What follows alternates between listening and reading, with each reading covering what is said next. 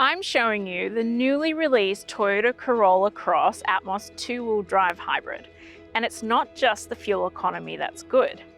This has luxury features that you often see in more expensive SUVs, combined with a no-fuss driving experience. It's an SUV, but still kind of feels like a hatch. Let me show you what I mean.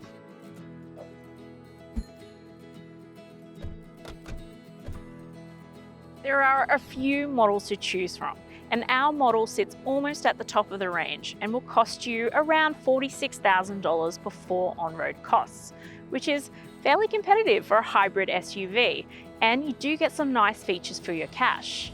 Some of the highlights include heated front seats with synthetic leather trim, heated steering wheel, wireless Apple CarPlay and Android Auto, and a panoramic fixed sunroof. The new Corolla Cross shares some design DNA with its biggest sibling, the RAV4, but this looks more refined, with sleeker curves and a compact rear that reminds me more of a wagon than an SUV. The interior is pleasant, but classically Toyota, meaning everything is where it should be, but there aren't a lot of thrills to be found. The 10.5-inch touchscreen multimedia system kind of looks like an iPad that's just been plonked on the dash, and you've got big plastic buttons and dials, yet it still manages to look solid and dependable. In terms of space, it's okay up front for legroom and headroom, but I do feel like the dash should have been pushed back because it can feel like it's crowding you. I love how the digital instrument panel is large and customizable, but the multimedia system just isn't great. And the storage is just shy of being good for this size SUV. But I do like that the little phone cubby in front of the gear shifter has a wireless charging pad, which is always a handy feature to have. In the back, the seats are firm but comfortable, and there's just enough amount of room for my 168 centimeter or 5'6" height.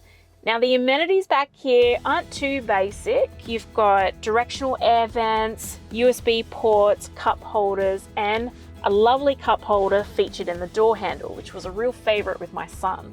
You have ISOFIX mounts on the outboard seats plus 3 top tethered child seat mounts, but you're really only going to get 2 child seats back here. And unfortunately, there's not enough room for front passengers when a 0 to 4 rearward facing child seat is installed. It really encroaches on the space. The boot is actually a pretty good size, but I would have liked grab handles on the cargo blind as it's easy to hit luggage and for it to snap back. You have a space saver spare tire under the cargo floor, and the powered tailgate with kick function has been a very handy feature this week. The engine is serviceable and perfect for around town. It will manage on the open road, but does complain loudly to you when you have to put your foot down or get up a hill. The steering feels lovely and the ride comfort is also very smooth. The Corolla Cross feels shorter than it is, and the lean width makes it a real friend in a tight spot. The 360-degree view camera is one of the best I've sampled, but the sensors can feel sensitive.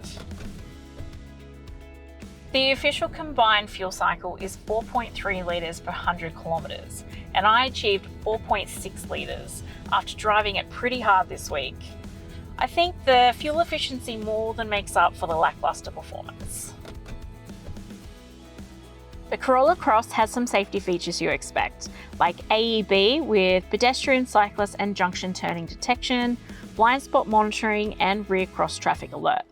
It has 8 airbags, including a front center airbag, and at the time of this video hasn't been rated with ANCAP, but its smaller hatch and sedan siblings achieved a maximum 5-star ANCAP safety rating back in 2018.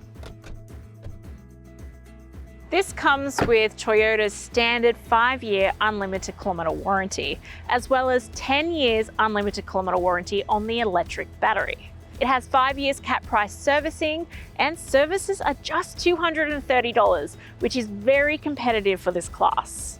Servicing intervals are reasonable as well, at every 12 months or 15,000 kilometers, whichever occurs first.